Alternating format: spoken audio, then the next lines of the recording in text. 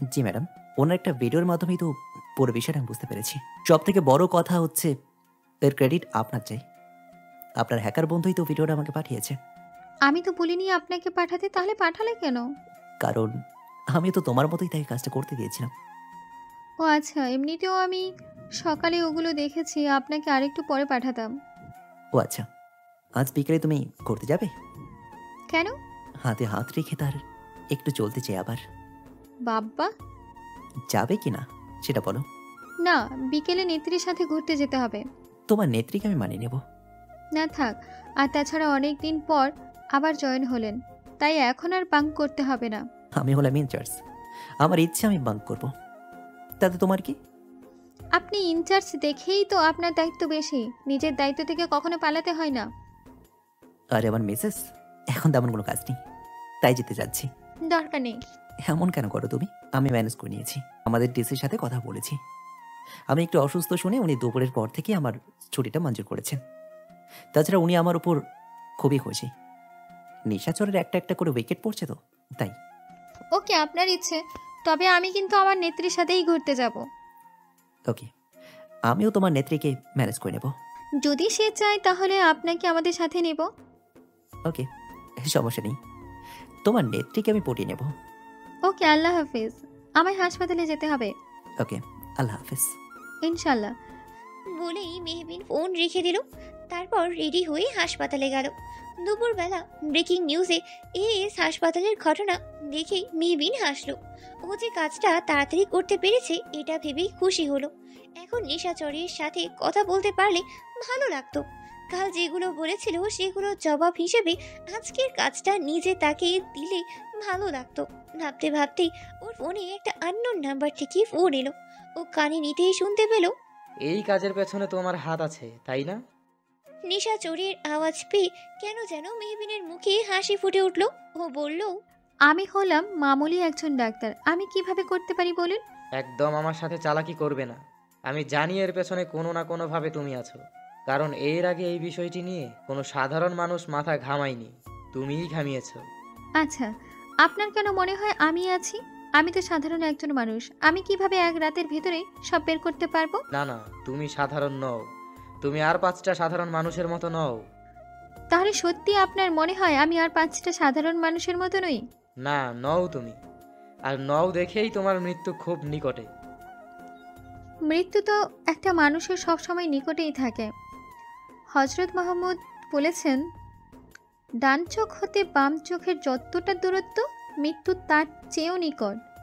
যাই হোক, এসব কথা এখন থাক। তোমার কি আমায় দেখে একটুও ভয় হয় না? আমি আপনাকে দেখলাম কখন, আজব যে ভয় পাবো? দেখেছো, দেখেছো তবে চিনতে পারোনি। তার মানে বলছেন আমি আপনাকে দেখেছি? তাছাড়া একটা কথা, আমি ভেবেছিলাম এএস হাসপাতালে ওনারাই বোধ হয় নিশাচর, কিন্তু এখন বুঝতে পারলাম আপনি সে নন। দেখেছো তুমি আমায়। আর আমি এমন একজন যার নাম তো সবাই শুনেছে, কিন্তু মানুষ দেখেও দেখেনি। কারণ আমি নিশাচর, আর নিশাচর মানে অন্ধকার। অন্ধকারে কি কিছু দেখা যায়? তবে তুমি আমায় দেখে থাকলেও এরপর চাইলেও আর দেখতে পাবে না। বলেই অপর পাশ থেকে কলটা কেটে দিল। মেহবিন তা দেখে গভীরভাবে কিছু ভাবতে লাগলো।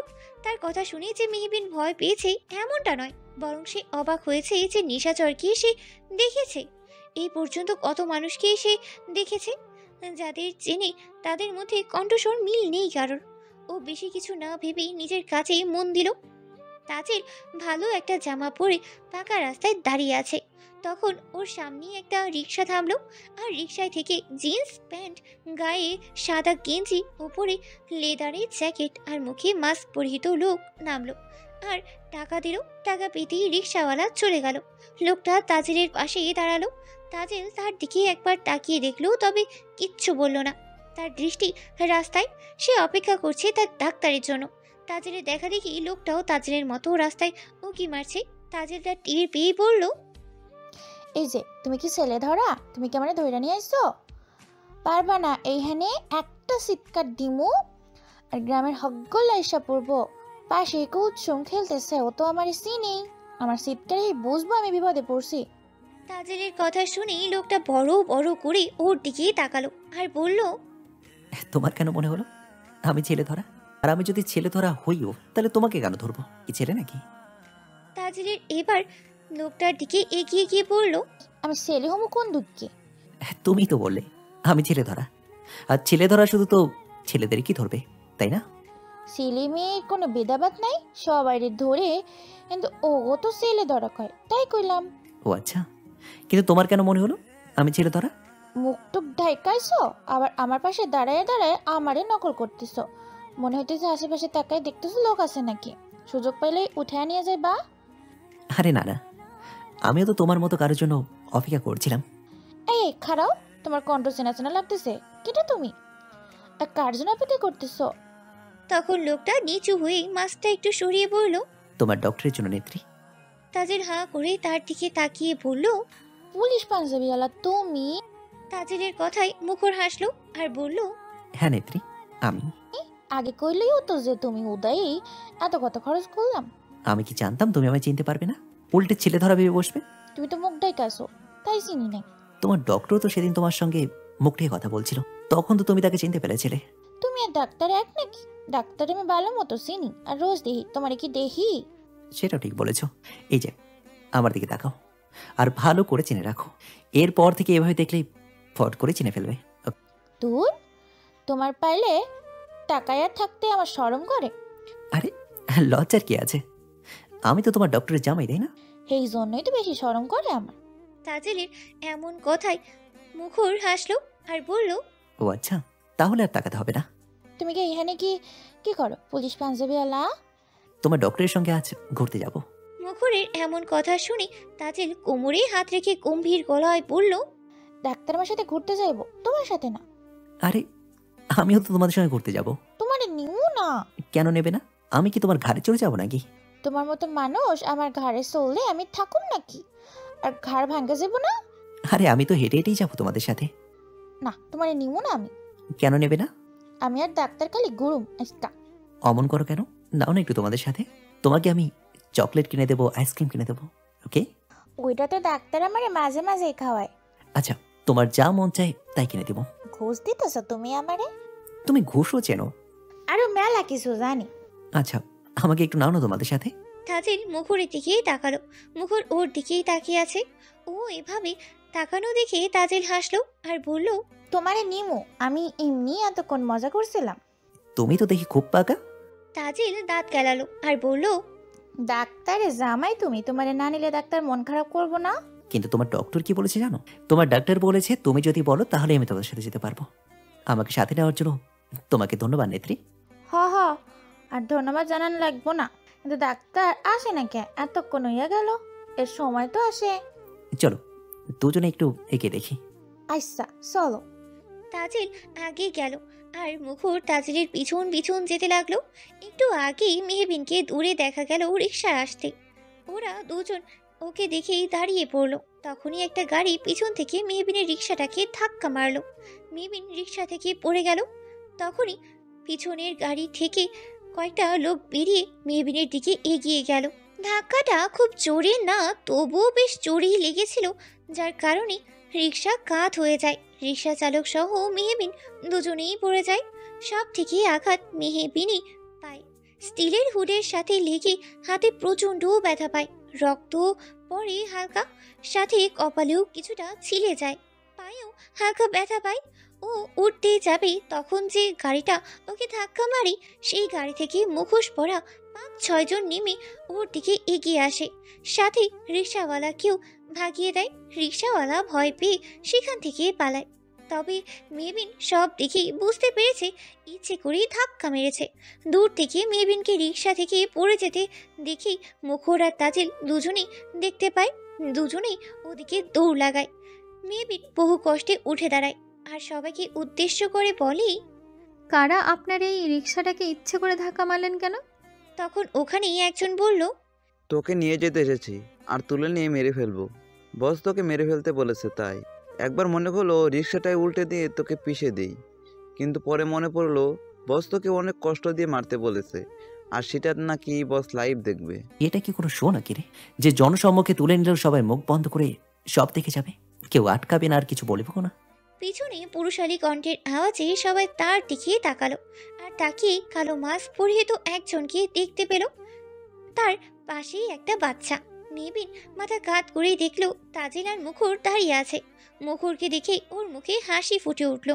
তখন একজন বলল, হুম হুম, প্রাণের থেকে বেশি প্রিয় জিনিস যে এখানে রয়েছে, তাই যাওয়ার প্রশ্নই ওঠে না। তখন আরেকজন বলল, এই ওর কথা কি শুনছিস? যা করতে এসেছিস তাই কর না। মেয়েটাকে তোল, এখান থেকে অন্য কোথাও নিয়ে মারা যাবে, না হলে এখানে হুদায় একটা সিন হবে, আমরা ফেঁসে যাব। লোকটা মেহবিনের দিকে এগোতেই তখন মেহবিন মুচকি হেসেই বলল, আপনারা ফেঁসে গেছেন, আমার ফেঁসে যাবেন কি? বলেই এগিয়ে এসে লোকটার নাক বরাবর একটা ঘুষি দিল। লোকটাকে ঘুষি মারতে দেখেই ছেলেগুলো অবাক হলো। মেয়েটাকে তারা যতটা সহজ সরল ভেবেছিল তেমনটা নয়। মেহবিন যেখানে পড়েছিল সেখানেই 50 মিটার পেছনে একটা মাঠ আছে। সেখানে 10-12 জন মিলে ক্রিকেট খেলছিল। কয়েকটা ছোট্ট বাচ্চাও ছিল। বিকেলে এরা এখানেই থাকে, খেলাধুলা করে, নয়তো খেলা দেখে। আরেকজন মেহবিনের দিকে এগোতে লাগলেই মুখর ওটাকে মারতে থাকে। দুজন গিয়ে গাড়ি থেকে হকি স্টিক নিয়ে আসে। শুধু তুলতে হবে বলেই ওরা অস্ত্র আনেনি। ওদের মধ্যে মারামারি শুরু হয়। তাজেল দৌড়ে সেই মাঠের ওখানে গিয়ে সবাইকে ডেকে আনে। ওরা খেলায় ব্যস্ত ছিল, তাই এখানে কি হচ্ছিল বুঝতেই পারেনি। তাছাড়া একটা বাড়িও ছিল, যার কারণে কেউ দেখতেই পায়নি। তাজেলের কথা শুনে ওরাও ব্যাট স্ট্যাম্প যা আছে সব নিয়ে আসে। মেহবিনকে তারা সবাই চেনে, তাই ওর নাম শুনেই চলে এসেছে। এতগুলো মানুষকে একসাথে দেখে কিডন্যাপেরা ভয় পেয়ে যায়, তবু ওখান থেকে পালায় না। যে কাজে এসেছে সেই কাজ শেষ করেই যেতে হবে, নয়তো মরতে হবে। মেহবিন সবার দিকে তাকিয়ে অবাক হয়। সবার থেকে বেশি অবাক হয় তাজেলের হাতে একটা স্ট্যাম্প দেখে। সবার সামনে সেই স্ট্যাম্প হাতে দৌড়ে আসছে। আজকে মনে হচ্ছে তাকে কোন দলের নেত্রী। ওর অমনোযোগে একজন হকি স্টিক দিয়ে খুব জোরে ওর মাথায় মারে। এমনিতেও রিক্সা থেকে পড়ে মাথায় আঘাত পেয়েছিল, সেখানেই লাগে। বাড়িটাও আওয়াজ করেই ওঠে। সবাই এটা দেখতে পায়। সকলেই এটা দেখে আরও সব কিছুকে ধরে পিটাতে থাকে। মেহবিন মাটিতে পড়ে। মুখর গিয়ে ওকে ধরে। লোকগুলো এবার পালানোর চেষ্টা করে, কিন্তু এবার পালাতে পারে না। সব কটাকে মেরে সাইজ করেছে সবাই মিলে।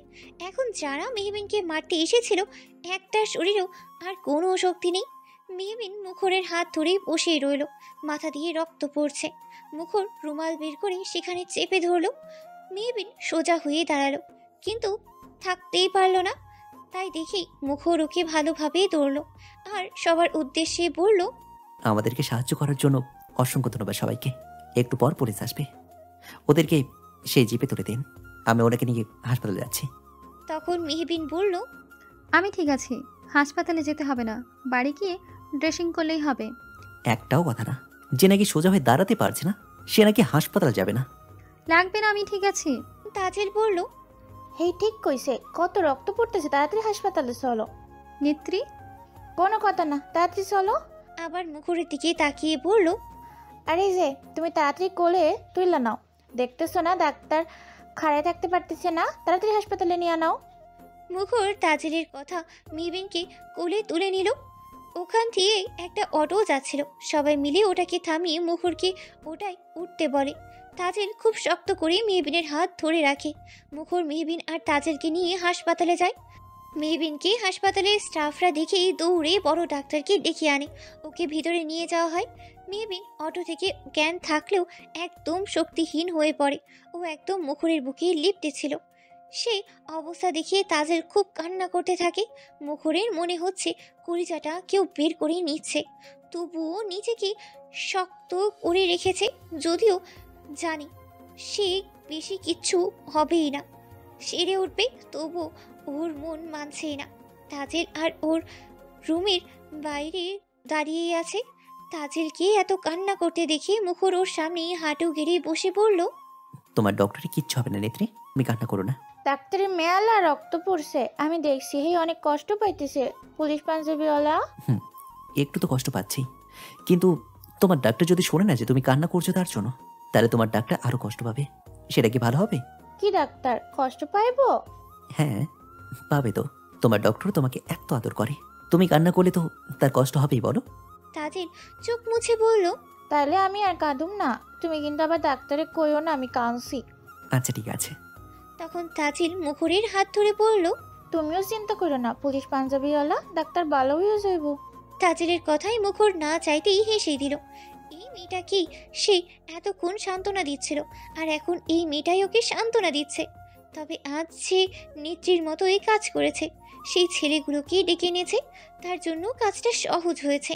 মুখর তাজিলের হাত শক্ত করে ধরে বলল, তোমার ডক্টর তোমাকে যোগ্য নামটাই দিয়েছে, নেত্রী। সেসব সারো, এখন কাও ওরা কি ডাক্তারের তুইলা নিয়ে এসেছিল? হুম, কিন্তু কে? কারণ তোমার নেত্রী সবার ভালো করে, সেটা একজনের পছন্দ না। ভালো কাজ করা তো ভালো কথা, তাহলে একজনের পছন্দ হয় না কে? কারণ লোকটা খারাপ, তাই। তখন একজন নার্স বেরিয়ে এসে বলল। নার্সের কথা শুনে মুখর আর তাজিল রুমের ভিতরে ঢুকলো, আর ঢুকেই দেখতে পেল মেহবিন আধা শোয়া হয়ে বসে আছে, মাথায় ব্যান্ডেজ, হাতেও একটু ব্যান্ডেজ করা। ওদের দুজনকে দেখেই মেহবিন হেসে বলল, দেখছেন, আমার তেমন কিছুই হয়নি, বাড়ি থেকেই ব্যান্ডেজ করা যেত। মেহবিনের কথা শুনে মুখর বলল, হ্যাঁ, তা তো করাই যেত। তুমি তো একদম ফিট অ্যান্ড ফাইন ছিলে। ছিলামই তো। আর নেত্রী, তোমাকে তো আমি স্ট্রং ভেবেছিলাম, আর তুমি কি না এটুকুতেই কেঁদে উঠলে। তখন তাজিল বলল, তোমার কত রক্ত পড়তেছিল দেখছিলা, একটু জন্য অজ্ঞান হও নাই। তাছাড়া আমিও মেলা ডরাই গেছিলাম যদি তোমার কিছু হইয়া যায়। তোমার হাসপাতালে আনার পর আমি একটুও কান্দি নাই। জিজ্ঞাও তোমার জামাই রে। তাকে জিজ্ঞেস করতে হবে না, আমি তোমায় চিনি ভালোভাবে। আর সব থেকে বড় কথা, তোমরা দুজন থাকতে আমার কি হবে? একজন তো পুলিশ আর একজন নেত্রী। তুমি ওই সময় কতগুলো মানুষকে ডেকে আনলে আমাদের সাহায্য করার জন্য। তারা তো 5-6 জন আসছিল, আর তোমারা মোটে 2 জন, তাই তো হেঁটিকেও ডাক দিয়ে আনলাম। তাহলে আজকে ঘুরতে যাওয়ার প্ল্যান ক্যান্সেল নাকি? তুমি কি পাগল ডাক্তার? এই অসুস্থ শরীর নিয়ে কেউ ঘুরতে যায় নাকি? চুপ করে শুয়ে থাকো। আমি ঠিক আছি, এখন বাড়ি যাব। চলো বাড়ি যাই তাহলে। তখন মুখর বলল, চলো, আমি নিয়ে যাচ্ছি। আর হ্যাঁ, আমি কিন্তু আজ রাতে তোমার সঙ্গে থাকবো। কোনো দরকার নেই, আমি ঠিক আছি। এই মুহূর্তে আমাদের ব্যাপারে কাউকে কিছু জানাতে চাচ্ছি না। তাছাড়া এখানের কেউ জানেন না আমি বিবাহিত। আপনাকে আমার সাথে দেখলে মানুষজন নানা কথা রটাতে পারে। তখন তাজিল বলল, কেন কাউরে কিছু জানাইবা না কেন? এখনও সঠিক সময় আসেনি নেত্রী, তোমার এত সব ভাবতে হবে না। তোমাকে বলছি না, তোমার পুলিশ পাঞ্জাবিওয়ালা ব্যাপারে কিন্তু কেউ কিচ্ছু না জানে। তেমনটাই রাখবে যেমনটা আজ রেখেছো, সবার সামনে পুলিশ পাঞ্জাবিওয়ালা বলনি। আচ্ছা, তাহলে পুলিশ পাঞ্জাবিওয়ালা তুমি চিন্তা করো না। আজ রাতে আমি ডাক্তারের লগে থাকুম। এমনি দাদি ফুপাগো বাড়ি গেছে আইস, বাড়িতে আমার একানি থাকা লাগতো, এর থেকে আমি ডাক্তারের কাছে থাকুমনি। মুখর তাজিলের কথা শুনেই হাসলো। ও যে মেহবিনকে অনেক ভালোবাসে তাতে কোনো সন্দেহ নেই। মুখর একটা রিক্সা ডেকে দুজনকে উঠিয়ে দিল রিক্সায়। মেহবিন মুখরকে ওদের সাথে যেতে মানা করেছে তাই, আর এটাও বলেছে মেহবিনের এই অবস্থা যেন মুখরের পরিবার আর ওর মামার পরিবার না জানতে পারে। মুখর বলল সে কাউকে জানাবে না। মেহবিন সারা অর্ধেক রাস্তায় আসতেই একটা গাড়ি থেকে কেউ হাত থেকে রিক্সা থামাতে বলল। রিক্সা থামতেই ওদের রিক্সার সামনে গাড়িটা সাইড করিয়ে থামলো। মেহবিন সামনে তাকাতেই গাড়ি থেকে আরবাজ, মিশু আর শেখ শাহনওয়াজ নামলেন। তাদের দেখেই মেহবিন আর তাজিল অবাক হলেও নামলো না। আরবাজ এসে ওদের নামতে বলল, তখন তারা দুজনেই নামলো। মিশু দৌড়ে এসে মেহবিনের হাত ধরে বলল, ফুল, তুমি ঠিক আছো তো? তোমার কিছু হয়নি তো? মেহবিন মুচকি হেসে বলল, না, তেমন কিছু হয়নি, দেখো আমি ঠিক আছি। তখন শেখ শাহনওয়াজ বললেন, আপনার খবর পেয়ে মিশু বায়না করলো, তাই আপনাকে দেখতে যাওয়ার জন্যই হাসপাতালে যাচ্ছিলাম। মেহবিন শেখ শাহনওয়াজের দিকে তাকিয়ে হেসে বলল, শুধু ফুলের জন্যই আমাকে দেখতে গিয়েছিলেন, আর কিছুর জন্য নয়? আপনি আমাদের বাড়িতে থাকেন, তাছাড়া মিশুর এত ভালো বন্ধু, তাই আপনাকে দেখতে যাওয়া আমাদের দায়িত্ব। আর কোনো কারণ নেই তো চেয়ারম্যান সাহেব? মেহবিনের এহেন আচরণে শেখ শাহনওয়াজ মেহবিনের দিকে শান্ত চোখেই তাকালেন আর বললেন, কেন, আর কোনো কারণ থাকার কথা নাকি ডাক্তার? না, এমনি। বাই দ্য ওয়ে, আপনারা জানেন কিভাবে আমি হাসপাতালে? তখন আরবাজ বলল, শুধু আমরা নই, পুরো গ্রাম জানে আপনি হাসপাতালে। আর কেন সেটাও জানে। গ্রামের মানুষদের কোনো সোর্স লাগে না, একা একাই বাতাসের সাথে খবর প্রচার হয়। ও আচ্ছা, তাহলে আমরা এখন যেতে পারি? আসলে আমার ভালো লাগছে না, বাড়ি গিয়ে রেস্ট নিব। তখন শেখ শাহনওয়াজ বললেন, আপনি তো অসুস্থ, মাথায় হাতে 2 জায়গাতেই ব্যান্ডেজ। আপনার তো এখানে কেউ নেই, আপনি বরং সুস্থ না হওয়া পর্যন্ত আমাদের বাড়িতে থাকুন। একা অসুস্থ অবস্থায় থাকাটা ঠিক হবে না। তখন মিশু বলল, হ্যাঁ ফুল, তুমি আমার সাথে আমাদের বাড়িতে থাকবে, আমি তোমার খেয়াল রাখবো। তখন শেখ শাহনওয়াজ বললেন, এখন তো মিশুও বলছে, চলুন না হয় আমাদের বাড়ি। তখন মুচকি হেসেই মেহবিন বলল, আমি ঠিক আছে চেয়ারম্যান সাহেব, আমার আপাতত কারো প্রয়োজন নেই, আমি ম্যানেজ করে নিব। আর হ্যাঁ, আমার নেত্রী মানে তাজেল আজ আমার সাথেই থাকবে। ও ছোট মানুষ, ও কি আপনার দেখভাল করতে পারবে? তাছাড়া রান্নারও তো একটা ব্যাপার আছে। তখন পিছন থেকে একটি মেয়েলি আওয়াজ এলো, সেটা না হয় আমার উপরেই ছেড়ে দিন চেয়ারম্যান সাহেব, আমিও ডাক্তার আপার সাথেই থাকবো। সবাই পিছনে তাকাতেই দেখতে পেল নওশী সহ আরো 4-5 জন মহিলা। তখন একজন বলল, তাদের দিকে তাকিয়ে মেহবিনের মুখে তৃপ্তির হাসি ফুটে উঠল। এই লোকগুলো ওকে আপন করে নিয়েছে, এটা ভেবে ওর আনন্দ হচ্ছে। মেহবিন বলল, নওশী, তোমরা এখানে? আপনাদের দেখতে যাইতেছিলাম হাসপাতালে। ও আচ্ছা, এখন আর যাওয়ার দরকার নেই, আমিই বাড়ি যাচ্ছি। আর চেয়ারম্যান সাহেব দেখলেন তো, দরকার হবে না। আমার কথা ভাবার জন্য শুক্রিয়া আপনাদের। তবে চেয়ারম্যান সাহেব, শুনলাম আপনার স্ত্রী বোনের জামাইকে পুলিশ ধরেছে, আপনার এখন তাদের পাশে দাঁড়ানো উচিত, হাজার হোক আপনার আত্মীয়। মেহবিনের কথা শুনে চেয়ারম্যান সাহেব বললেন, সেসব কথা বাদ দিন, সে তার কৃতকর্মের জন্য সেখানে গিয়েছে। তাছাড়া যার যাওয়ার সে গিয়েছে, মানে আরিফা, সে গিয়েছে। আচ্ছা, আপনাকে অ্যাটাক করলো কে? আর তুলেই বা নিয়ে যেতে চাইছিল কে? আমার ভালো লাগছে না চেয়ারম্যান সাহেব, আমার এখন বাড়ি যাওয়া উচিত, বাকি কথা না হয় পরে হবে। তখন আরবাজ বলল, আমাদের সাথে আমাদের গাড়িতে উঠুন, আপনাকে বাড়ি নামিয়ে দিই। মেহবিন না করতে চাইলেও সবার সামনে আর না করতে পারল না। মেহবিন সবাইকে বাড়ি ফিরতে বলল, আর রিক্সাওয়ালাকে টাকা দিয়ে তাজেলের হাত ধরে আরবাজদের গাড়িতে উঠল। 5 মিনিট পরেই ওর বাড়ির পাকা রাস্তায় গাড়ি থামলো।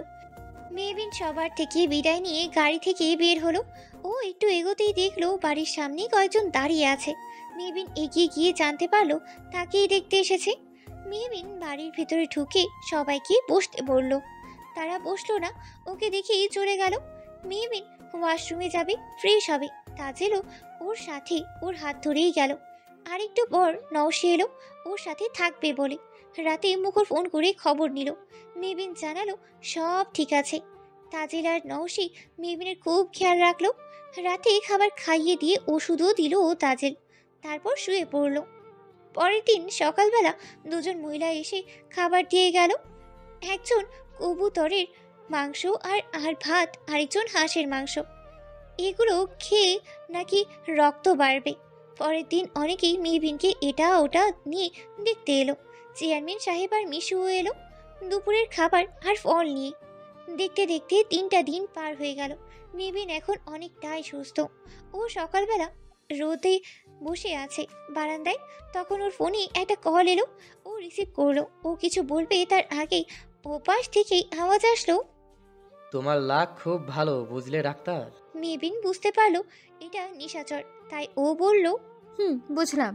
তো আমি তো ভেবেছিলাম আপনি আরো আগেই আমাকে ফোন করবেন। এমনিই করলাম, একটু ঝামেলায় ছিলাম তাই আর কি। যাই হোক, জীবন যেহেতু তোমায় একটা সুযোগ দিল, তাই আমিও তোমায় একটা সুযোগ দিলাম। আমার পেছন ছেড়ে দাও আর ভালো থাকো। মেহবিন কিছুক্ষণ চুপ থেকে কি যেন ভাবলো আর বলল, আচ্ছা। কি আচ্ছা? কিছু না, আপনি আর কিছু বলবেন? না, এইটুকুই ছিল, তবে ভবিষ্যতে যদি থাক। আর না বললাম। বলেই ফোনটা কেটে দিল নিশাচর। মেহবিন এবার আর বের করলো না। তাকে ট্রেস করা যাবে কিনা জানি যাবে না। তার কিছুক্ষণ পর মুখরের ফোন এলো। ও ফোন ধরেই সালাম দিল, আসসালামু আলাইকুম। ওয়ালাইকুম আসসালাম, কেমন আছো? জি আলহামদুলিল্লাহ, ভালো, আপনি? আমিও ভালো আছি। তা ওষুধ খেয়েছো? খেয়েছি। আপনি খাবার খেয়েছেন? খেয়েছি। কোনো আপডেট? সেদিন যারা তোমাকে নিতে এসেছিল তারা সকলে আজকে রাতে মারা গেছে। মেহবিন একটা দীর্ঘ শ্বাস ফেলে বলল, ও আচ্ছা, আর কিছু বলবেন? তোমার মামার বাড়িতে আমাদেরকে দাওয়াত দিয়েছে। তোমার মিহির ভাইয়া আর মাইশাপু একটা বড় ডিলে সাকসেস পেয়েছে, তাই তাদের দুজনের অনারে একটা সাকসেস পার্টি রেখেছে মন্ত্রী মেহরাব চৌধুরী। সেখানে মাইশার উঠপে হাজব্যান্ড হিসেবে আলভিকে পরিচয় করে দেবে, তার সঙ্গে পুরো পরিবারকেও। যেতেই হবে সবার।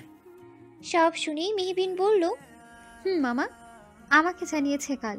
আজ থেকে ঠিক ৮ দিন পর শুক্রবার অনুষ্ঠান। তুমি আসবে? না আসার কারণ দেখছি না। তাছাড়া না গেলে আদর আমার সাথে কথাই বলবে না। ওকে, তাহলে দেখা হবে বেআইন সাহেবা। ইনশাল্লাহ, নিশ্চয়ই বেআই সাহেব। বেআইন সাহেব থেকে কিন্তু সাবধানে থাকবেন, যা তা হয়ে যেতে পারে। হলেও সমস্যা নেই, আমি সামনে নিব। ওকে, আল্লাহ হাফিজ। নিজের খেয়াল রেখো। আর হ্যাঁ, খাবার আর ওষুধ কিন্তু টাইমলি খেয়ে নেবে। আমি বিকেলে যাবো দেখা করতে। তুমি বানট করলেও আমি শুনবো না। বলেই মুখর কেটে দিল। মেহবিন কিছু বলতেই পারল না, তবে ও হাসলো। তার কিছুক্ষণ পর শেখ শাহনওয়াজ এলো। তা দেখে মেহবিন উঠে দাঁড়ালো আর আগাতে লাগলো। তখন শেখ শাহনওয়াজ বললেন, উঠতে হবে না। সমস্যা নেই চেয়ারম্যান সাহেব। তা এই সময় আপনি? দাওয়াত দিতে আসলাম আপনাকে। সবাইকেই দিচ্ছি, তাই আপনাকেও একবার দিতে এলাম। ও আচ্ছা, তা কি উপলক্ষে? Junior engagement. ও আচ্ছা, কবে? ঠিক ৮ দিন পর, শুক্রবার। ডেটটা শুনেই মেহবিন কেন জানি হাসি পেল। সে একটু হাসলো। মেহবিন হেসে বলল, দুঃখিত, আমি আপনার দাওয়াত গ্রহণ করতে পারছি না। এবার তো কোনো সমস্যা থাকার কথা না। আছে সমস্যা। আমার ঢাকায় যেতে হবে একটা অনুষ্ঠানে, আর অনুষ্ঠানটা খুব গুরুত্বপূর্ণ আমার জন্য। তাহলে আর কি করার? সেটাই তো। আপনি কেন বেছে বেছে ওই দিনই বাড়ির অনুষ্ঠানে রাখলেন? তখন চেয়ারম্যান সাহেব অস্পষ্ট স্বরেই বললেন, যাতে কারো মুখোমুখি না হয়। কিছু বলবেন চেয়ারম্যান সাহেব? মেহবিনের কথায় শেখ শাহনওয়াজে ধ্যান ভাঙল। তিনি বললেন, না, তেমন কিছু না। অনেক দিন ধরেই ছেলেপক্ষ চাচ্ছিল এঙ্গেজমেন্টটা করে ফেলতে। শুক্রবার একটা ভালো দিন, তাই ওই দিনটাই সিলেক্ট করলাম। ও আচ্ছা। সেদিন আপনি থাকলে ভালো হতো। মিশুকে নিয়ে আর সমস্যা হতো না। আসলে ও তেমন মানুষজনকে ফেস করতে পারে না। ও তো স্বাভাবিক থাকতেও পারে না। ও যদি হাইপার হয়ে যায় আর সেদিন কিছু করে, তো কিছু করলে কি হবে? আপনার আর আপনার বাবার মাথা নিচু হয়ে যাবে। তার জন্য আপনার বাবা কারোর সামনে ফুলকে আনতে চান না। যে কোনো ভালো ওকেশন বা ভালো মানুষজন থাকলে মিশুকে আটকে রাখার নির্দেশ দেন। আপনার কোনো আইডিয়া আছে তখন ফুল কি ফিল করে? একটা পাখিকে যখন প্রথম প্রথম খাঁচায় আটকানো হয়, তখন সেই পাখিটা যেভাবে বের হওয়ার জন্য ছটফট করতে থাকে, ফুলও ঠিক তেমনটাই করে। ওর ব্রেনে কতটা চাপ পড়ে তার ধারণা আপনাদের নেই। তার জন্য ফুল আরও সুস্থ হতে দেরি করছে। শেখ শাহনওয়াজ অসহায় চোখে মেহবিনের দিকেই তাকালেন, কিন্তু আবার অন্যদিকে ঘুরে বললেন, আমি মিশুকে আটকে রাখতে চাই না, কিন্তু ও মাঝে মাঝে এমন পাগলামি করে, তার জন্য বাবা ওকে শাস্তি হিসেবে ওকে আটকে রাখেন। বাবার বাধ্য সন্তান হতে চেয়ে নিজের মেয়ের ক্ষতি করবেন না চেয়ারম্যান সাহেব। মেয়েটা আপনার, তাই আপনাকেই প্রোটেক্ট করতে হবে। অন্যরা রক্ত রক্ত বলে ঠিকই চিল্লাবে, কিন্তু কেউ তার দায় নেবে না। আপনার মেয়ে তো, তাই দায়টা আপনার। ঠিক বলেছেন। আমার মেয়ের দায় আমার, সেই দায়টা অন্য কেউ নেবে না। তবে আমি আবারও বলছি, আপনি থাকলে ভালো হতো। সেদিন জিনিয়ার শ্বশুরবাড়ির লোকজনের সামনে ফুল ছিল তো? সেদিন তো কোনো সমস্যা হয়নি। এঙ্গেজমেন্টের দিনও হবে না ইনশাল্লাহ। সেদিন তো আপনি বলে গিয়েছিলেন যাতে মিশু গুড গার্ল হয়ে থাকে, তাই সে ভালো মেয়ের মতোই ছিল। তাছাড়া সেদিন তো তেমন কেউ ছিল না, আমরাই। কিন্তু এঙ্গেজমেন্টের দিন অনেক লোক থাকবে, তাই চিন্তা হচ্ছে আমার সন্তানের জন্য না, বরং মিশুর জন্য। যদি ওর বাচ্চামোর জন্য ওকে কেউ কিছু একটা বলে দেয় আর ও নিজেকে সামলাতে না পারে। আমি আপনার কথা বুঝতে পারছি, তবে এখানে আমার কিছুই করার নেই। আমাকে যেতেই হবে। তাহলে আর কি করার? আপনার বাবা ফুলকে থাকতে দিতে রাজি হয়েছে? আমি এখনো ওনার সাথে কথা বলিনি। তার সাথে কথা বলুন। ফুল এই বিয়ে নিয়ে অনেক এক্সাইটেড। যদি ওকে আটকে রাখেন তাহলে ওরই ক্ষতি হবে, আর যেটা আমি চাই না। আর হ্যাঁ, আমি তার আগে গিয়ে আপনার বাবার সাথে কথা বলবো। আজ আসছি। কিছু খেয়ে যান। বসলেনও তো না। সমস্যা নেই, আর আমি খেয়েই বেরিয়েছি। আসি, আল্লাহ হাফেজ। আল্লাহ হাফিজ। উনি যেতেই মেহবিন একটা দীর্ঘ শ্বাস ফেলল। মেহবিন মিশুর অনুষ্ঠানে থাকা নিয়ে কিছু বলতোই না, যদি না মিশু ওকে রিকোয়েস্ট করতো। মিশু জিনিয়ার বিয়ের কথা শুনে মেহবিনের কাছে বলেছে সে সব সময়কার মতো ঘরে আটকা থাকতে চায় না, তার অনেক কষ্ট হয়। সে ভালো মেয়ের মতোই চুপ করেই থাকবে, কিছুই করবে না, তাও মেনে ওকে যেন অনুষ্ঠানে থাকতে দেয়। এক পর্যায়ে গিয়ে মিশু কান্নাই করে দেয়। তার জন্যই মেহবিন ওকে বলেছিল সেই ব্যবস্থা করবে। কথাটি শুনেই মিশু যে কতটা খুশি হয়েছিল তা বলার মতোই না। খুশিতেই মেহবিনকে জড়িয়েও ধরেছিল। অনেক দিন পর আজ সকাল 10টার দিকে কাব্যুর বিহঙ্গিনী পেজ থেকে নতুন পোস্ট করা হয়েছে যে যে কোনো পরিস্থিতিতে খুব ভেবেচিন্তে এমনভাবে সিদ্ধান্ত গ্রহণ করা উচিত যাতে পরিস্থিতি প্রতিকূলে গেলেও জীবনে বিরূপ প্রভাব না পড়ে। পোস্টটা করার পরেই বেশিরভাগ প্রশ্ন ছিল এটা, এতদিন সে কোথায় ছিল? আর তারপর কমেন্ট সব থেকে বেশি ছিল ঠিক বলেছেন, সহমত ইত্যাদি। হাজার খানিক লাইক, শখানিক কমেন্ট আর শেয়ারও হয়েছে। পোস্টটা আরবাজ আর মুখরের চোখও এড়ালো না। দুপুরের দিকে মেহবিনের ফোনে কি যেন করছিল, তখন একটা নোটিফিকেশন এলো। নোটিফিকেশন অন করতেই দেখলো বিহঙ্গিনীর কাব্য আইডি থেকে নতুন পোস্ট হয়েছে। সেখানে লেখা, সে বোধে জানতো তার জীবন তার প্রতিকূলেই চলতে চায়, তাই তো সে এমনভাবে সব সিদ্ধান্ত গ্রহণ করে যে প্রতিকূল থাকা সিদ্ধান্তগুলো তার অনুকূলে চলে আসে। কি বলবো, সবাই তো আর বিহঙ্গিনীর মতো এত বুদ্ধিমতী নয়। মেহবিন বুঝতে পারলো এখন লাঞ্চ টাইম চলছে, তাই এখন পোস্ট করা হয়েছে। মেহবিন মুচকি হেসে লিখলো, জীবন তো একটাই, তাই না? প্রতিটা পদক্ষেপ কিন্তু একটু ভেবেচিন্তে নেওয়াই উচিত সবার। ওপাশ থেকে তৎক্ষণাৎ রিপ্লাই আসলো, তাই তো খুব ভেবে চিন্তে বিয়ে করার সিদ্ধান্ত নিয়েছিলাম।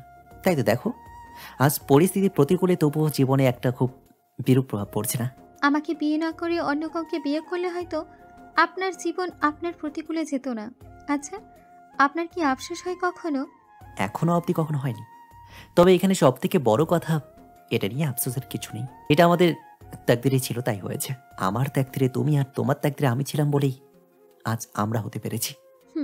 সেই জন্যই আমারও কখনো বিরূপ কিছু মাথায় আসেনি, কারণ আমি আমার রবকে বিশ্বাস এবং ভরসা করি। জীবনে কি হলো না হলো সেটা নিয়ে আফসোস বহু দিন আগেই ছেড়ে দিয়েছি। জীবন সবসময় প্রতিকূল পরিস্থিতিতেই থাকে। আমার জীবন অনুকূলে আনা আমাদের সিদ্ধান্তের উপর ডিপেন্ড করে। ওপাশ থেকে কিছুক্ষণ রিপ্লাই আসলোই না। মেহবিন ভাবলো হয়তো আর আসবেই না, তাই সে একটা দীর্ঘ শ্বাস ফেললো। কিন্তু তার কিছুক্ষণ পরেই আবার কমেন্টের রিপ্লাই এলো, তাহার রবের প্রতি এত ভরসা, বিশ্বাস আর ভালোবাসি আমাকে তাহার প্রতি বারংবার মুগ্ধ করে। মেহবিন মুচকি হেসে বলল, পৃথিবীর সকল দরজা বন্ধ হলেও ওই একজনের দরজা কখনো বন্ধ হবে না। তার বান্দার প্রতি তার অসীম দয়া। তিনি তার বান্দার সব কিছুই লক্ষ্য করেন এবং দেখেন। যদি কখনো কোনো বান্দা আকাশের দিকেও তাকায়, তখন আল্লাহ তাআলা বলেন, আকাশের দিকে তোমার তাকানো, বারবার তাকানোকে আমি অবশ্যই লক্ষ্য করি। সূরা বাকরা 144। তাহলে বলুন, আমরা আল্লাহ তাআলার উপর ভরসা করব না তো কাকে ভরসা করব? মানুষ মানুষকে কখনো কখনো ভালোবেসে ধোঁকা খায়, কিন্তু আল্লাহকে ভালোবাসলে কখনো ধোঁকা খাবে না। আল্লাহ তাআলা বলেন, তার কোনো বান্দা যদি তার দিকে 1 পা আগায়, তিনি তার বান্দার দিকে 10 পা আগান। নিশ্চয়ই আল্লাহ তাআলা ধৈর্যশীলদের সাথে আছেন। যে ব্যক্তি আল্লাহর উপর তাওয়াক্কুল করে তার জন্যই আল্লাহই যথেষ্ট। সূরা তালাক 2-3। ওপাশ থেকে হাসির ইমোজিওয়ালা একটা রিপ্লাই আসলো, তার সাথে লেখা, আল্লাহ তাআলা সবাইকে হেদায়েত দান করুন আর তার উপর তাওয়াক্কাল করে জীবন যাপনও তৌফিক দান করুন। মেহবিন মুচকি হেসে লিখলো, আমিন। বিকেলে মুখর আসলো, তবে আজ সিভিল ড্রেসে নয় আর মুখে মাস্কও নেই। আজ পুলিশের ইউনিফর্ম পরা। মেহবিনের বাড়ির দিকে পুলিশ আসতে দেখে সবাই এগিয়ে গেল। মুখর তা দেখে একটু অবাক হলো। ও গেটের কাছে এসে দাঁড়াতেই একজন জিজ্ঞেস করলো। মুখর বুঝতে পারলো পুলিশ দেখে সবাই একটু ভয় পেয়েছে আর একটু কৌতূহলও আছে সবার মনে। তবে ওনার মুখে ছাড় শুনে মুখর বুঝতে পারলো স্যার হিসেবেই রেখেছে। মুখর হেসেই বলল, না, কেউ কিছু করেনি। আসলে সেদিন মারামারি হলো না ডাক্তারের সাথে, সেই লোকগুলোকে তো ধরা হয়েছে, তাই কিছু জিজ্ঞাসাবাদের জন্য ডাক্তার মেহজিমের কাছে এসেছি। আর কেউ কিচ্ছু বলল না। মুখর ভিতরে ঢুকলো, বাকিরা সবাই চলে গেল একজন বাদে। পুলিশ মানেই গ্রামের মানুষের কাছে ভয়। সবাই চলে গেল, তবে একেবারে গেলই না, বাড়ির ভিতরে ঢুকে লুকিয়ে দেখতে লাগলো। মুখরের সাথে একজন মেহবিনকে ডাকলো। মেহবিন আর তাজিল বের হলো রুম থেকে। স্কুল থেকে ফিরেই সে মেহবিনের কাছে চলে এসেছে। মেহবিন মুখরকে দেখেই বুঝতে পারলো ওর সাথে দেখা করার জন্যই এসেছে। এমনিতেও সকালে বলেছিল। লোকটা মুখরের কথা জানিয়ে চলে গেল। মেহবিন মুখরকে নিয়ে ঘরেই ঢুকলো না। ও দেখতে পেয়েছে রাস্তার ওপাশ থেকে ওদের দেখছে, তাই ও বারান্দায় দুইটা চেয়ার আনলো। মুখরকে বসতে বললো। মুখর বসতেই তখন তাজিল বলল, পুলিশ পাঞ্জাবিওয়ালা, তুমি এখানে কি করতেছো? তাজিলের কথাই মুখর হেসেই বলল, তোমার ডক্টরকে দেখতে এসেছি। কিছু আনো নাই ডাক্তারের লেগা? তোমার হাতে তো ফলটার কিছু দেখি না, তুমি জানো না অসুস্থ মানুষের দেখতে এলে ফল আনা লাগে? তাজিলের কথায় মুখর ওর দিকে হাঁ করেই তাকিয়ে রইল। আর মেহবিন মুচকি হাসলো।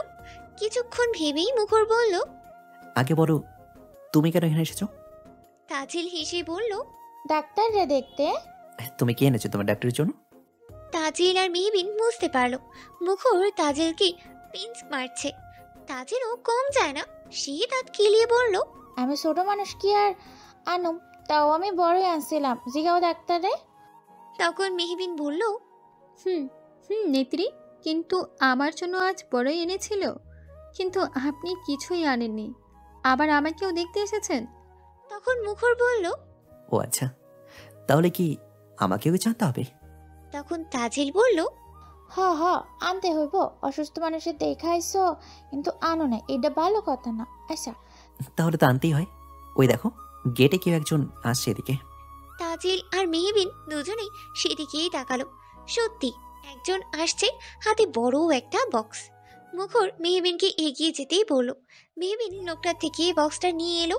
লোকটা মুখরের দিকে তাকিয়ে মুচকি হেসেই চলে গেল। মেহবিন ওটা এনে বারান্দায় রাখলো। তখন মুখর বলল, ওই যে সব এসে গেছে নেত্রী। আমি জানি আমি এ বাড়িতে আসলে সবাই যেভাবেই হোক দেখবেই। আমি যদি নিজের হাতে কিছু নিয়ে আসি তাহলে অনেকেই অনেক কিছু মনে করবে, তাই অন্য একজনের হাতে নিয়ে আসলাম। আর হ্যাঁ, এখানে শুধু ফল না, আর অনেক কিছু আছে। তোমার জন্য এক বক্স চকলেটও আছে। আমি যাওয়ার পর তোমার ডাক্তারের থেকে নিয়ে নিও, ওকে? তাজিল হেসে বলল, তুমি তো দেখি খুব চালাক পুলিশ পাঞ্জাবি বলা। একটু চালাক না হইলে কি তোমার ডাক্তারকে বিয়ে করতে পারতাম নেত্রী? তুমি তো দেখি আমার মতো কথা কোয়া শুরু করছো পুলিশ পাঞ্জাবিওয়ালা। হ্যাঁ, আমার কথা তোমার ভালো লাগছে তাই। তা কেমন আছো দুজন? মেহবিন মুচকি হেসেই বলল, আলহামদুলিল্লাহ ভালো। আমায় জিজ্ঞেস করবে না আমি কেমন আছি? তখন তাজিল বলল, তুমি ভালোবাসো দেখাই এখন এনে আইছে, তাই ডাক্তারে জিজ্ঞাসা করে নাই। এই, তোমরা দুজন কি আমার সঙ্গে মজা করছো? মেহবিন আর তাজিল দুজন দুজনের দিকে তাকালো আর একসাথেই হেসে মাথা নাড়িয়ে বলল, না। আবার একে অপরের দিকে তাকিয়ে মাথা নাড়িয়ে বলল, হ্যাঁ। এর মানে মুখর বুঝলো দুজনে মিলে ওকে বোকা বানাচ্ছিল। মুখর হেসে বলল, তা আপনারা দুজনকে অতিথি আপ্যায়ন করে না নাকি? কেউ বাড়িতে আসলে নাস্তা দিতে হয়, এইটুকু ভদ্রতা নেই নাকি? মুখরের কথা শুনে মেহবিন ভিতরে গেল আর একটা প্লেটে খাবার সাজিয়ে নিয়ে এলো। মুখর হেসেই ফেললো। তারপর তিনজনে আরো কিছুক্ষণ কথা বলল। ওদেরকে কেউ কেউ দেখছে বলেই মুখর তাড়াতাড়ি চলেই গেল। তবে কেউ ওরা কি কথা বলেছে সেটা শুনতেই পায়নি। এরপর মেহবিন মুখরের দেওয়া বক্সটা নিয়ে নিজের ঘরেই ঢুকলো। বক্সটা খুলতেই সবার প্রথমেই একটা গোলাপ ফুলের তোড়া দেখতে পেল। সেটার উপরে লেখা বিহঙ্গিনীর সাথে সাক্ষাতের জন্য। তার নিচে দুটো চকলেট বক্স, একটা তাজিলের আরেকটা মেহবিনের। তার নিচে কয়েক রকমের ফল। তার নিচে মেহবিনের ফেভারিট চিপস বিস্কুট। এগুলো দেখেই তাজিল বলল, পুলিশ পাঞ্জাবিওয়ালা দেখি তোমারে মেলা ভালোবাসে ডাক্তার। মেহবিন কিছু বলল না, শুধু মুচকি হাসলো। তারপর তাজিলের জন্য আনা চকলেট বক্স ওর হাতে দিল, সাথে চিপসের প্যাকেট আর বিস্কিটও দিল। আপনি নাকি ফুল মানে মিশুমণিকে অনুষ্ঠানে থাকতে বারণ করেছেন? মেহবিনের কথায় শেখ শাহিন শাহ মেহবিনের দিকে তাকিয়ে বলল, মিশু পাগল নয়, ও একটু অবুঝ আর কিছু না। কোনোদিন রেখেছেন কোন অনুষ্ঠানে যে বুঝবেন ও আপনার মান সম্মান ডুবাবে নাকি? আমি তো আপনাকে পারিবারিক বিষয় নিয়ে কিছু বলছি না, শুধু মিশুকে নিয়ে বলছি। মিশু জিনিয়ার বিয়ে নিয়ে অনেক এক্সাইটেড, তাই ওকে আটকে রাখবেন না। এই কথা শুনেই মেহবিন একবার শেখ পরিবারের সদস্যদের দিকে তাকালো। মিশু ওর হাতটা শক্ত করেই ধরলো। পাগল বলার পরও ও কিচ্ছু বলল না, কারণ মেহবিন বলেছে একটা কথাও না বলতে। তাই সে চুপ করেই আছে। পরশুদিন শুক্রবার আর জিনিয়ার এঙ্গেজমেন্ট। তাই আজ এসেছে শেখ শাহনওয়াজের সাথে কথা বলতে। কাল রাতেই শেখ শাহনওয়াজ জানিয়েছেন তার বাবা রাজি নয় মিশুকে অনুষ্ঠানে রাখতে, তাই আজ এসেছে হাসপাতাল থেকে সোজা এখানে। বাড়িতে এসেই সবাইকেই পায়, শুধু আরবাজ আর ওর কাকা মামা ছাড়া। মেহবিন সবার শেষে মিশুর দিকে তাকালো। তখন মিশু ফিস ফিস করেই মেহবিনের কানে কানে বলল, আমি গুড গার্ল হয়ে থাকবো, কিচ্ছু করব না, প্রমিস। তা শুনেই মেহবিন শেখ শাহিন শাহের দিকে তাকিয়ে বলল, আমি না থাকলাম তবুও ওকে থাকতে দিন, কিছু হলে আমায় ফোন করবেন, আমি চলে আসবো মিশুকে সামলাতে। শেখ শাহিন শাহ ওর কথা শুনেই মেহবিন হাসলো, সাথে দুজনের মুখেও হাসি ফুটে উঠল। তারা হলো শেখ শাহনওয়াজ আর মিশু। মেহবিন মুচকি হেসেই বলল, আচ্ছা। এরপর মেহবিন সবার থেকে বিদায় নিয়ে বাড়ির পথে রওনা দিল। বাড়ির সামনে আসতেই দেখলো নওশী দাঁড়িয়ে। ওকে দেখেই মেহবিন বলল, নওশী তুমি এখানে? আপনার জন্যই অপেক্ষা করছিলাম। কেন? তাজেল। তাজেলের কথা শুনেই মেহবিন তাড়াতাড়ি করে বলল, কি হয়েছে নেত্রীর? জানি না, কলেজ থেকে আসার পর দেখলাম চুপচাপ শুয়ে আছে। পরে শুনলাম স্কুলে যায়নি। আমি জিজ্ঞেস করেছিলাম, ও কিছুই বলেনি। ওভাবেই নাকি সকাল থেকে সারাদিন না খেয়ে শুয়েছিল, জোর করে একে উঠাতে পারেনি। পরে শুনলাম ওর। তাজেলের অবস্থা শুনেই মেহবিন তাজেলের বাড়ির দিকে হাঁটা ধরলো। নওশী আর কিছু বলার সুযোগই পেল না, তাই মেহবিনের পিছন পিছন চলল। মেহবিন যখন যাচ্ছে তার নেত্রীকে ঠিক সামলে নিতে পারবে, তাই ভেবেই নওশী একটা স্বস্তির নিঃশ্বাস ফেলল। মেহবিন তাজেলের বাড়িতে পৌঁছে দেখলো তাজেলের মা আর ভাই বোন তাদের বারান্দায় বসে কি যেন করছে। এক পলক সেদিকে তাকিয়ে তাজেলের ঘরে গেল। নওশী যা বলেছিল তাই, ও শুয়ে আছে চোখ বন্ধ করে। মেহবিন তাজেলের পেটের সামনে ওখানে চৌকিতেই বসলো আর তাজেলকে আলতো ডাক দিল, নেত্রী। তাজেল আস্তে করে চোখ খুললো। মেহবিন তাজেলের কপালে হাত দিয়ে চেক করলো জ্বর হয়েছে কিনা। না, জ্বর হয়নি।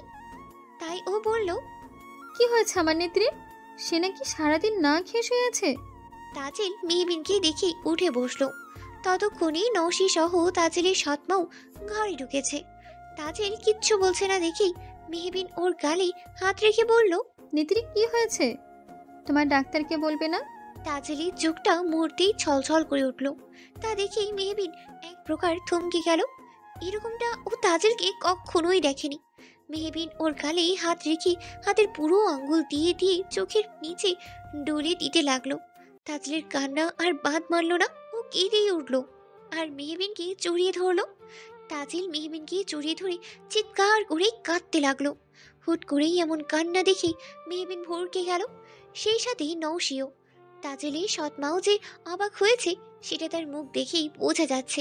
এদিকে তাজেলের কান্না শুনে আশেপাশের সকল মহিলারা চলে এলো। ঘরে ঢুকেই সবাই দেখলো তাজেল মেহবিনকে জড়িয়ে ধরেই কাঁদছে। মেহবিন তাজেলের কথায় মাথায় হাত বুলিয়ে শান্ত করার চেষ্টা করছে। কিছুক্ষণ পর তাজেল কান্না শেষ করে শান্ত হলো। মেহবিন কিচ্ছু বলল না। ওকে ওকে কোলে তুলে তাজেলের সৎ মায়ের দিকে তাকিয়েই বলল, তাজেলকে আমি আমার সাথে নিয়ে যাচ্ছি, ও আজ আমার সাথেই থাকবে। তখন তাজেলের মা মুখ বাঁকিয়ে বলল, তোমাকে তো রং টং কিসের বুঝি না বাপু, জেনে ইচ্ছে হেনেই যাক, দরকার পড়লে আমার জীবন থেকে একবারেই চলে যাক, আমি একটু বাঁচছি। তাজেলের সৎ মায়ের কথা শুনে তাজেল মেহবিনকে আরো শক্ত করে জড়িয়ে ধরল। মেহবিন একটা দীর্ঘশ্বাস ফেলল। মানুষ এরকম হয় কিভাবে? এমনিতেই দেখছে মেয়েটা কাঁদছে, তার উপর এরকম কথা। মেহবিন নওশীকে বলল, নওশী, আমার ব্যাগটা একটু আমার বাড়িতে দিয়ে আসতে পারবে? মেহবিনের কথা শুনেই নওশী বলল, পারবো না কেন ডাক্তার আপা, আমি এখানেই যাইতেছি। মেহবিন আর কোনো কথা না বলে তাজেলকে কোলে নিয়ে বের হলো। সবাই ওদের দিকেই তাকিয়ে আছে। ও কারোর তোয়াক্কা না করেই বাড়ি চলে এলো। নওশী ব্যাগ থেকে চলে গেল। মেহবিন তাজেলকে বিছানায় বসিয়ে দিল। তাজেলও বাধ্য মেয়ের মতোই বসলো। ও ফ্রেশ হয়ে বের হলো। তখনই মাগরিবের আজান শোনা গেল। মেহবিন আজানের আওয়াজ দিয়েই তারপর তাজেলকে বলল, নেত্রী যাও অজু করে এসো, আমরা একসাথে মাগরিবের নামাজ আদায় করব। মেহবিনের কথা শুনেই তাজেল বিছানা থেকে নেমে ওয়াশরুমে চলে গেল। অজু করে আসতেই মেহবিন বড় একটা ওড়না দিয়ে ওর হিজাব বানিয়ে দিল। মেহবিনের কাছে এক্সট্রা জায়নামাজ ছিল, সেটাই ওর পাশেই বিছিয়ে দিল। তারপর তাজেলের হাত ধরে জায়নামাজে দাঁড় করিয়ে দিল। দুজনেই একসাথে নামাজ আদায় করলো। নামাজ শেষেই তাজেল লম্বা একটা মোনাজাত করলো। মেহবিন ওর জন্য অপেক্ষা করতে করতে তসবিহ শেষ করে নিল। দুজনেই হয়ে গেলে মেহবিন জায়নামাজ দুটো গুছিয়ে রাখলো। এই মুহূর্তে তাজেলকে অনেক স্নিগ্ধ লাগছে। ও ওড়না খুলে মেহবিনকে দিতে চাইলে মেহবিন বলল, থাক, খুলতে হবে না। তাজেল আর কিচ্ছু বলল না, চুপ করে বিছানায় বসে রইল। মেহবিন তাজেলের সামনে বসে বলল, আমার নেত্রীকে নীরবতা মানায় না, তাকে সর্বদা চঞ্চলতায় মানায়। তাজেল মেহবিনের কথায় ওর দিকেই তাকালো। মেহবিন ওর হাত ধরে বলল, কি হয়েছে নেত্রী? সকালে মা আইছিল ডাক্তার। তাজেলের কথায় মেহবিন একটু অবাক হয়, তবুও বলে, কি করতে এসেছিলে? তোমায় দেখতে নাকি তোমায় নিতে? আমি জানি না। মানে এত বছর পর সে কেন এখানে এলো? আবার সংসার করার লেগা। আমাকে ক্লিয়ার করে বলো তো। আমার মায়ে আমার বাপের কাছে ফিরাইছে। হেই নাকি তার ভুল বুঝবার পাইছে যে আমার বাপ তারে কত ভালোবাসতো। আমার নাকি হে অনেক ভালোবাসে, তাই নাকি আমাকে সাইরা এখন থাকবার পারুম না, তাই সব সাইরা চলে আইছে আমাকে কাছে। তারপর আমার বাপ তো আর তারে কোনো মতে উঠাইব না বাড়ি। আমার স্বপ্নেও যাচ্ছে, তাই কইয়া মুখ কইছে। তারা সবাই মিলে কাজা করে। এক পর্যায়ে মা কয় আমারে আমার সৎ মা আদর করে না, বকাবাজি করে, আমার জন্য হইলেও জানি মায়েরে থাকতে দেয়। তখন আমার বাপ কয়টা কথা কইছিল, আমার নাকি দরকার পড়লে বেচা দিব, নাহলে কেটে নিতে ফলাই দিব আমারে। তার দরকার নেই, আমি কেন মরি না, তাইলে তার সংসারে অশান্তি হয় না। আমি নাকি আমার সৎ মায়েরে জ্বালায়, আমি মরলে ভালো হইব, আমার জন্য নাকি আমার মায়েরে রাখবো। এ কথা হই না আমার মন চাইয়া গেছিল, আর আসে নাই পুরা দিনে। সবাই ভাবছে আমি কিছু শুনি নাই, কিছু দেখি নাই। তোমার কাছে প্রাইভেট পড়তে আসছি, কিন্তু আমি সব দেখছি, সব শুনছি। তাই তো তখন গানবার পারি নাই, তখন আর বাড়িতেও যাই নাই, পরে গেছিলাম।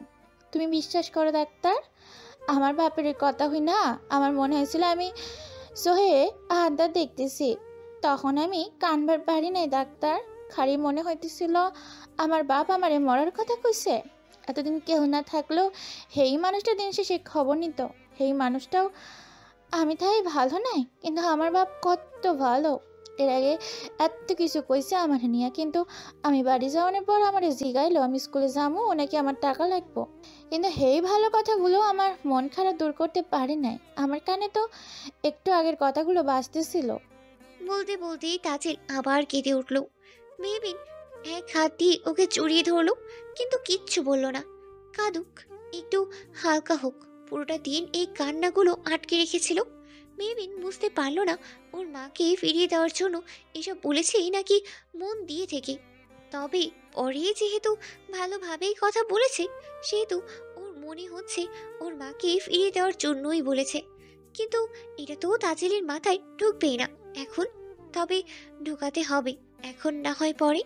তবে এইটুকু বয়সে এতটা ম্যাচুরিটি এসেছে, এটা বোধহয় বাস্তবতা ঠিকই হয়েছে। এগুলোই ভাবলো কিছুক্ষণ। একটু শান্ত হতেই মেহবিন বলল, তোমার বাবা তোমার মায়ের উপর রাগ করেই ওগুলো বলেছিল যাতে সে চলে যায়, মন থেকে সেসব বলেনি। যদি বলতো তাহলে পরে আর তোমার স্কুলে যাওয়ার কথা, টাকা নেওয়ার কথা বলতো না। আমি কিছু শুনবার চাই না ডাক্তার, তুমি আমার এখন কিচ্ছু কইও না। আচ্ছা, কিছু না কইলাম। এখন তুমি বসো তো, একটু কিছু খাইয়া নাও, আমি খাবার গরম কইরা নিয়ে আসি। দেখো তো তোমার ভাষা ঠিক আছে নাকি নেত্রী? মেহবিনের গ্রাম্য ভাষা শুনি তাজেল একটু হাসলো আর বলল, তোমার ভুল হয়েছে ডাক্তার, তুমি বসো তো, একটু হইব না? হইব, বসে থাকো একটু, আর নিয়ে আসি। হইব না, নিয়ে আসি। যাক, অবশেষে নেত্রীর মুখে হাসি ফুটে উঠল। তাজেল হেসে বলল, নাও এখন রান্ধন ঘরে আমার মেলা খিদা লাগছে, সারাদিন কিছু খায় নাই। মেহবিন হেসে ওকে একটা চকলেট দিল আর বলল, আপাতত এটা খাও, আমি 5 মিনিটে আসছি। মেহবিন রান্নাঘরেই চলে গেল। তাজেলও চকলেট খেতে খেতে পিছনে পিছনে গেল। মেহবিন খাবার গরম করলো, তারপর একটা প্লেটে বেড়ে রুমে নিয়ে গেল। তাজেলের হাত ধরে দিয়ে বলল, নাও এখন খাওয়া শুরু করো। তুমি খাইবা না? না, আমি পরে খাবো, এখন খিদে নেই। ও আচ্ছা।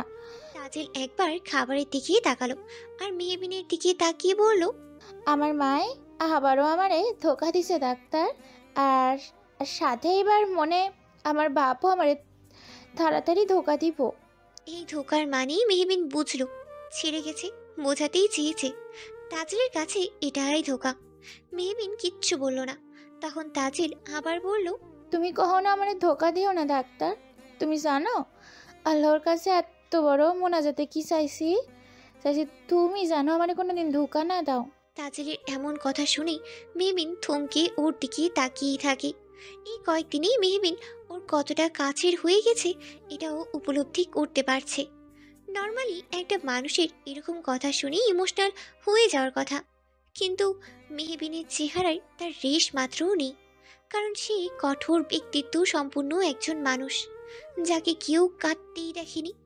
তাজেল না খেয়ে ভাত নাড়াচাড়া করছে দেখেই মেহবিন মুচকি হেসে বলল, নেত্রী, আমি তোমায় খাইয়ে দিই। তাজেল মেহবিনের দিকে তাকিয়ে বলল, তুমি আমার জবাব দিলা না, আমার কোনোদিন ধোকা দিবা না তো? মেহবিন জবাব দিতেই পারল না। ও নিজেও জানে না এই প্রশ্নের উত্তর কি হতে পারে। ও প্লেটটা নিয়ে খাবার মেখে তাজেলের সামনে ধরে বলল, খেয়ে নাও এখন, আর কোনো কথা না। ডাক্তার তুমি? নেত্রী, আমি কি বললাম তোমায়? এখন খেয়ে নাও। তাজেল আর কিছুই বলল না, চুপচাপ খেয়ে নিল। তারপর তাজেলকে জিজ্ঞেস করলো কার্টুন দেখবে কিনা। ও বলল দেখবে। মেহবিন কার্টুন ছেড়ে দিল আর ওর সাথে বসে কার্টুন দেখতে লাগলো। তখন ও শুনতে পেল বাইরে থেকে কেউ মেহবিনকে ডাকছে। ও তাজেলকে ঘরে রেখে বারান্দায় এলো। তখন দেখলো তাজেলের দাদি আর বাবা এসেছে। ও নিচে আসলো। তখন তাজেলের বাবা বলল, তাজেল কি ঘুমাই গেছে? মেহবিন মুচকি হাসলো। ও বুঝতে পারলো মেয়ের খোঁজেই এসেছে। ও বলল, না, কার্টুন দেখছে। ও নাকি সারাদিন কিছু খায় নাই? ও কি কিছু খাইছে? যে বাচ্চাটাকে বেঁচে দিতে চেয়েছেন, না হলে কেটে নদীতে ফেলে দেবেন বলেছেন, তার জন্য হঠাৎ এত দরদ? মেহবিনের কথায় তাজেলের বাবা আর দাদি দুজনেই চমকায়। তাজেলের বাবার চোখ ছলছল করে ওঠে। লাইটের আলোয় মেহবিন তা স্পষ্টও দেখতে পায়। ও বলল, চিন্তা করবেন না, তাজেল খেয়েছে। মেহবিন শান্ত স্বরেই বলল, যার জন্য ও সারাটা দিন চুপচাপ শুয়েছিল আর আমাকে দেখেই কেঁদে দেয়। তবে ওর মায়ের ওখানে আসায় ওর মধ্যে কোনো প্রভাব পড়েনি, প্রভাব পড়েছে আপনার কথায়। কথাটা শুনেই লোকটা কেঁদেই উঠল আর বলল, আমি মন থেকে ওরে কিছু কই নাই যাতে ওর মায়ের ওঠান না লাগে, এই জন্য আমি কইছি। আমি ওর মায়েরে মেল্লা ভালোবাসতাম, সে আমার ভালোবাসার মূল্য দেয় নাই। এখন ফেরত আইছি যখন আমি আরেকজনের লইয়া সংসার করতেছি। তাজেলের সৎমায় সতীনের মেরেই সহ্য করতে পারে না, হেনে সতীনের করবো কেমনি? আমি তাজেলের মেলা ভালোবাসি, তাই তো ওর সৎমায়ের এত কথা হইনাও আমি ওরে আমার সামনে রাহি।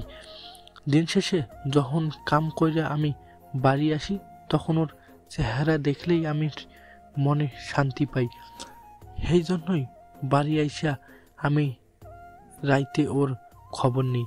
আমি জানি আমি মাইয়ার জন্য ভালো কিছু করবার পারি না, তবে আমি চাই করবার, কিন্তু ওর সৎমায়ের জন্য পারি না।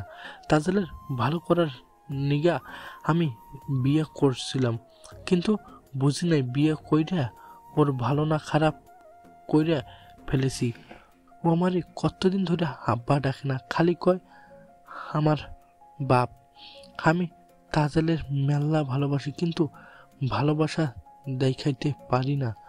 তখন মেহবিনের পেছন থেকে শোনা গেল, আব্বা বলেই তাজেল দৌড় দিল আর সোজা ওর বাবার কোলেই উঠে পড়ল। তাজেলের বাবা ওকে ধরেই কেঁদে উঠল আর বলল, আমারে মাফ করে দিস তাজেল। তাজেল কিচ্ছু বলল না, শক্ত করে ওর বাবাকে দৌড়েই রইল। এখানে সব কিছুই শুনেছে। সেই মেহবিনের পেছনেই বেরিয়েছিল। সে ওর বাবাকে দেখে আগায়নি, কিন্তু যখন দেখলো ওর বাবা কাঁদছে, তখন আর থাকতে পারল না। তাজেলের বাবা কান্না থামিয়ে ওকে জড়িয়ে ধরলো আর তাজেল বলল, আমি আবার আব্বার সাথে বাড়ি গেলাম ডাক্তার, আবার কাল সকালে আসবো নি। মেহবিন মুচকি হেসেই বলল, আচ্ছা। তাজেল ওর বাবার সাথেই চলে গেল। মেহবিন হাসলো তাজেলদের দেখে, কিন্তু ঘরে ঢুকতেই মেহবিনের হাসি গায়েব হয়ে গেল। ওর হুট করে অস্থির লাগছে ভীষণ। ও ও মেঝেতেই শুয়ে পড়ল, হাত পা ছড়িয়ে, দৃষ্টি উপরের দিকে। কিছুক্ষণ পর মেহবিন অস্পষ্ট স্বরেই বলে উঠল, আপনি কি তাজেলের বাবার মতো নিজের কাছে রেখে আগলে রাখতে পারতেন না আমার বাবা? প্রশ্নটা আজকে তার বাবার কাছে করতে ইচ্ছে করছে ভীষণ, কিন্তু চাইলেও কি সব সময় সব হয়? মেহবিন একটু কান্না করতেই চাইছে, কিন্তু পারছে না, কারণ ও কাঁদতে জানেই না। মায়ের কাছে যে কথা দিয়েছিল সে কখনো কাঁদবে না, বারবার কষ্ট পেয়েও না কাঁদতে কাঁদতে এখন কাঁদতেই ভুলে গেছে সে। এক শক্ত খোলস তারা নিজেকে আবৃত করেছে। কিছুক্ষণ পর আবারও বলে উঠল, আমি ভীষণ একলা মানুষ, নিজের ভেতরে আমার আটকে থাকা।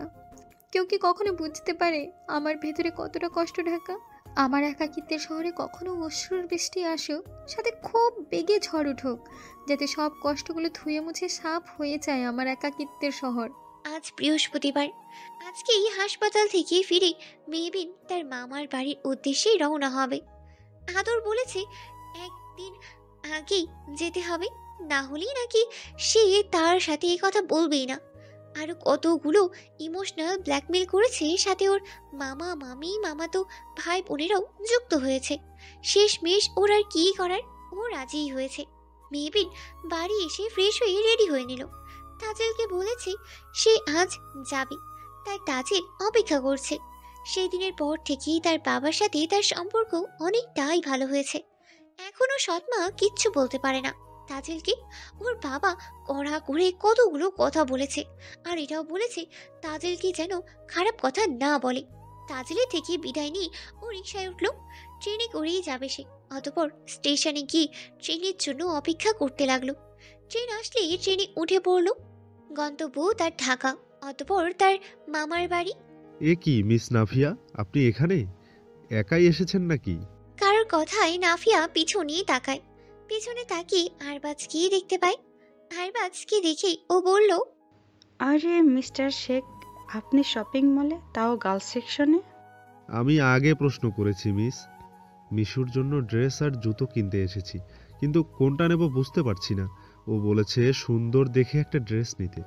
মিশুর কথা নাফিয়া বলল, মিশু আপু এখন কেমন আছে? আছে, আগের থেকে একটু বেটার। আমায় একটু হেল্প করবে? নাফিয়া আরবাজের দিকে পুরো কুচকে তাকিয়ে বলল, আপনার মতিগতি আমি বুঝি না, কখনো আপনি বলেন, কখনো তুমি বলেন। আসলে কি বলো তো, তোমায় প্রথমে ভাবি তুমি একজন সফল উদ্যোক্তা, তাই আপনি বলি। পরে মনে পড়ে আরে তুমি তো আমার বন্ধুর ছোট বোন, তাই। এখন বলো তো আমায় হেল্প করবে কিনা? মিশু আপুর জন্য সেহেতু করাই যায় হেল্প। কেন, অন্য কারো জন্য হলে কি হেল্প করতে না? আপনার গার্লফ্রেন্ডের জন্য হলে করতাম না। আস্তাগফিরুল্লাহ, নাউজুবিল্লাহ, মেয়ে কি বলে? আমি কেন হারাম রিলেশনশিপে জড়াতে যাব, যেখানে কিনা আমার আল্লাহ আমার জন্য একজন জীবনসঙ্গীকে নির্বাচিত করে রেখেছেন? সেখানে আমি কেন অন্যজনের প্রতি আবেগ দেখিয়ে আমার জীবনসঙ্গীর হক নষ্ট করব? আমি তো আমার সব আবেগ ভালোবাসা সব আমার হালাল নারীর জন্য রেখেছি, বুঝেছেন ম্যাডাম? আরবাজের কথা শুনে নাফিয়া হাঁ করে কিছুক্ষণ তাকিয়ে থাকি, তারপর বল, বুঝলাম। আর আপনাকে কখনো কিছু বলবো না আমি। কেন কেন? আপনাকে এক লাইন বললে আপনি 10 লাইন শুনিয়ে দিবেন। তাছাড়া এখন আমি একটা এক্সাম্পল দিয়েছি, আর আপনি তো পুরো। যাই হোক, চলুন মিশু আপুর জন্য শপিং করিয়ে দিই। আরবাজ আর কিচ্ছু বলল না, নাফিয়ার সাথে যেতে লাগলো। কিছুক্ষণ পর আলভি আর নিশার সাথেও দেখা হলো। আরবাজ আলভিকে বলল, কাল অনুষ্ঠান আর আজ এসেছো শপিং করতে, কি কাজে ব্যস্ত ছিলে শুনি দুলহারাজা? তখন আলভি হেসে বলল, কি আর বলবো বলো, কাল কাল করতে করতে সেই অনুষ্ঠানের আগের দিনই আসতে হলো। আমাদের শপিংটা শেষ, শুধু নাফিয়ারটা হচ্ছে না। একটা গাউন পছন্দ করেছে, কিন্তু কি রঙের নেবে বুঝতে পারছে না। তখন আরবাজ নাফিয়ার দিকে তাকিয়ে বলল, যাদের মন এত পবিত্র তাদের শুভ্র রঙে মানাবে ভালো। আরবাজ কিচ্ছু বলল না, শুধু হাসলো। সবাই মিলে শপিং করলো। আরবাজকে সাহায্য করার জন্যই আরবাজ নাফিয়াকে একটা শুভ্র রঙের হিজাব গিফট করলো। প্রথমে না করলেও পরে নিতেই হলো নাফিয়াকে। ওরা 4 জন মিলে কফিও খেলো। কথায় কথায় জানতে পারলো আরবাজ এক্ষুনি বাড়ির উদ্দেশ্যে রওনা দেবে। আরবাজ মুখরের পরিবারকেও দাওয়াত করেছিল, কিন্তু মন্ত্রী সাহেবের বাড়ি যেতে হবে বলে মানা করেছে মুখররা। আরবাজ ওদেরকে একদিন যেতে বলে চলেই গেল। ওরাও নিজেদের মতো বাড়ি চলে গেল। আজ শুক্রবার, আজ সন্ধ্যা 7টায় জিনিয়ার এঙ্গেজমেন্ট হবে। জিনিয়ার হবু জামাইয়ের নাম শান আহমেদ। সন্ধ্যায় সবাই চলে এলো। শেখ শাহনওয়াজ, শেখ শাহেনশাহ সবাই মিলে ওদের ওয়েলকাম করলো। নতুন কিছু মুখ দেখেই জিনিয়ার বাবা বললেন, মেহরাব চৌধুরীর পার্টিতে অনেক রাজনীতিবিদ ও বড় বড় বিজনেসম্যানদের আমন্ত্রণ জানানো হয়েছে। সেই সাথে রয়েছে তার নিকট আত্মীয় স্বজন। সন্ধ্যার দিকে মাহফুজ শাহরিয়ার তার পুরো পরিবার নিয়ে এসেছেন। মুখর এসে থেকেই মেহবিনকে খুঁজেছে, কিন্তু পাচ্ছেই না, কারণ ও নিজের রুম থেকে এখনো বেরই হয়নি। আর ও কোনো রুম আছে সেটাও কারোর কাছে জিজ্ঞাসা করতেই পারছে না। সে আজ সাদা শার্টের ওপর ক্রিম কালারের ব্লেজার আর প্যান্ট পরেছে। ফর্সা গায়ে রংটা বেশ মানিয়েছে। ও এদিক ওদিক তাকাচ্ছে দেখে নাফিয়া বলল, বিহঙ্কিনীর কাপ পর কাকে খুঁজবে এই অচেনা পরিবেশে এসে? তার বিহঙ্কিনীকেই খুঁজছে। মুখর বলল। মুখরের কথা শুনে নাফিয়া হাসলো। ভাইয়ের ভালোবাসা সব সময় তাকে মুগ্ধ করে। এখন এই মানুষটা যাকে খুঁজছে, সে যদিও এখানে আসে, সে তার সাথে কথা বলবে কিনা সন্দেহ। তবু অপেক্ষা করতে ক্ষতি কি? দেখতে তো পারবে। অতঃপর আগমন ঘটল কাব্যের বিহঙ্গিনীর। সেও আজ ক্রিম কালারের লেহেঙ্গা পরেছে, সাথে শুভ্র রঙের হিজাব নিকাব। আদরের হাত ধরে সিঁড়ি দিয়ে নামছে। মেয়েটার নিকাব থাকলে কি হবে? মুখরে চিনতে ভুল হয়নি, দুজনকে কাপল। তা ওদের ড্রেস দেখে যে কেউ বলে দেবে। মেহবিন আদরের হাত ধরেই নামছে দেখে সবার দৃষ্টি সেই দিকেই গেল। মন্ত্রীর নাতি বলে কথা। মন্ত্রী সাহেবের সাথে থাকা সবাই জিজ্ঞাসা করলো কে এসে। তিনি হাসি মুখেই জানালেন তার ভাগ্নি। সিঁড়ি থেকে নামতেই মেহবিনের নজর গেল মুখরের দিকে। মেহবিনের নজর সেদিকে পড়তেই মুখর বুকের বাঁ পাশে হাত দিয়ে হেসেই উঠল। তা দেখে মেহবিন মাথা নাড়িয়েই হাসলো। ওর সামনে দিয়ে যাওয়ার সময় মুখর বলে উঠল, আসসালামু আলাইকুম বেন সাহেবা। মেহবিন মুচকি হেসে মুখরের দিকে তাকালো। তার মুখটা না দেখা গেলেও মুখর মেহবিনের চোখের হাসি দেখতে পেল। মেহবিন বলল,